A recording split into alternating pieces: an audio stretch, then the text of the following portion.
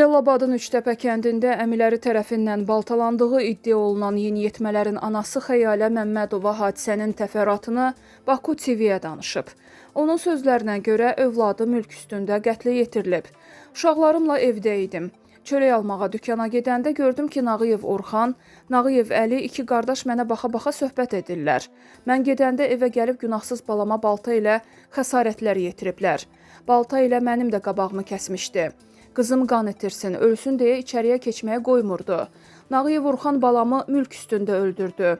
Ev eşiyi yox idi. Ortalıqda qalmışdı. Ən ağır cəzanı istəyirəm. Günahsız balamın qanı yerdə qalmasın deyə o bildirib. Qeyd edək ki, fevralın 1-də Cəlilabadın Üçtəpə kəndində dəhşətli qətl hadisəsi baş verib. Kənd sakini Əli Nağıyev bir evdə yaşadıkları qardaşının 2 övladına 14 yaşlı Hüseyn Nağıyev və 15 yaşlı Həqiqət Nağıyevaya balta ilə xəsarətlər yetirib. Həqiqət Nağıyeva dünyasını dəyişib, Hüseyn Nağıyev isə yaralıdır. Faktla bağlı Cəlilabad rayon prokurorluğunda Cinayət Məcəlləsinin müvafiq maddələri ilə cinayət işi başlanıb, Əli Nağıyev prokurorluq tərəfindən şübhəli şəxs qismində tutulub.